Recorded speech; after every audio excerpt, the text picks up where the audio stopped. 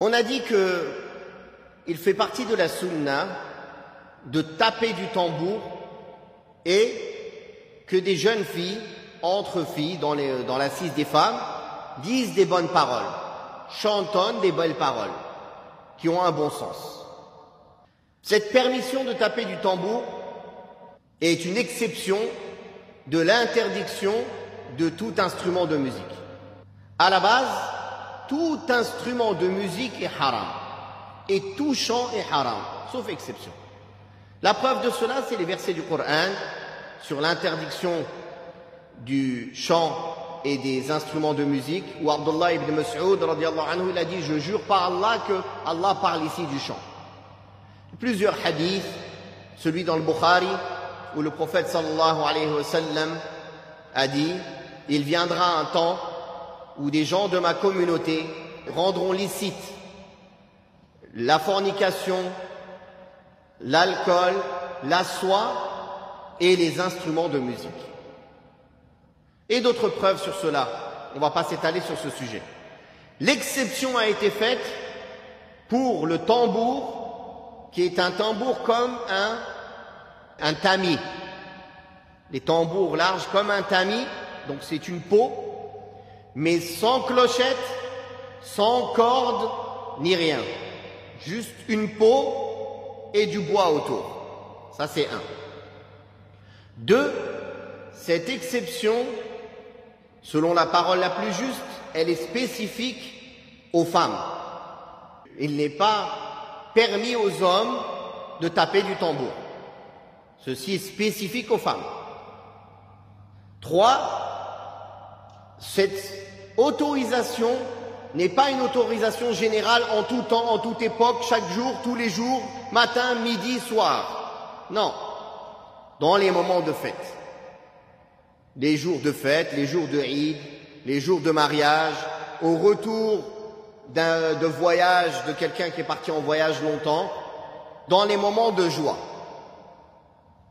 C'est très important de bien comprendre cela. Celui qui lit la vie du prophète sallallahu alayhi wa sallam et les hadiths sur ce sujet, il voit qu'à aucun moment cela sort de ces situations-là. La preuve de cela, c'est plusieurs hadiths.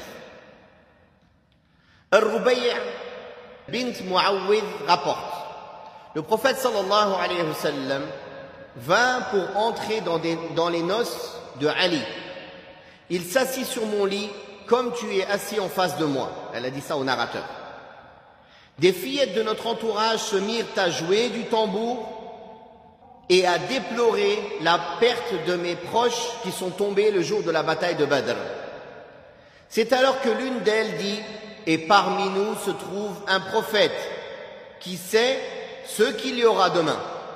Le prophète sallallahu alayhi wa sallam intervint et dit: délaisse cette parole et continue à dire ce que tu disais auparavant. Aïcha radiyallahu anha conduisit une femme à la maison de son époux parmi les Ansar. Et le prophète d'Allah sallallahu alayhi wa sallam dit: ô Aïcha, vous n'aviez pas de distraction, car les Ansar aiment la distraction, c'est-à-dire taper du tambour. Dans une autre version, il dit: pourquoi n'avez-vous pas envoyé une fillette pour jouer du tambour et chanter? Je demandais: pour dire quoi, ô messager d'Allah? Il répondit: elle dirait: nous sommes venus à vous, nous sommes venus à vous, saluez-nous, nous vous saluerons. Si ce n'était l'or rouge, vos paysans ne seraient point parés. Si ce n'était le froment brun, vos joues n'auraient point grossi.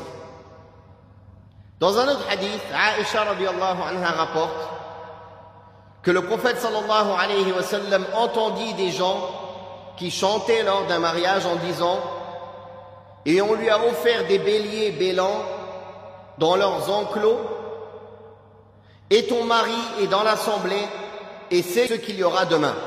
Voilà que le prophète sallallahu alayhi wa sallam a dit: nul ne sait ce qu'il y aura demain, si ce n'est Allah subhanahu wa ta'ala. Amir ibn Sa'd rapporte: j'entrais chez Quraza ibn Ka'b et Abu Mas'ud. Et il cita un troisième. alors que des fillettes jouaient du tambour et chantaient. Je demandais alors, vous acceptez cela alors que vous êtes les compagnons du prophète Muhammad sallallahu alayhi wa sallam? Ils répondirent, l'exception, la dispense, nous en a été donnée pour les mariages. La dispense nous en a été donnée pour les mariages et lors des drames.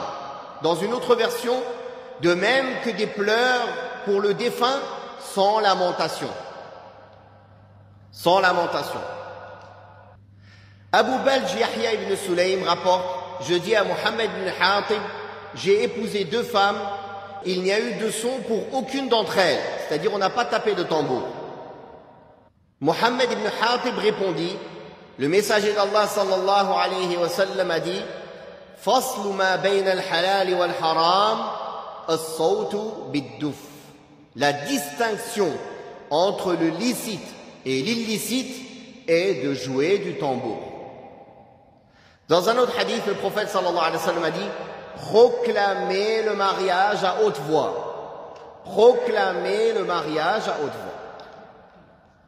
Voilà certaines règles que l'on peut citer pour les repas du mariage.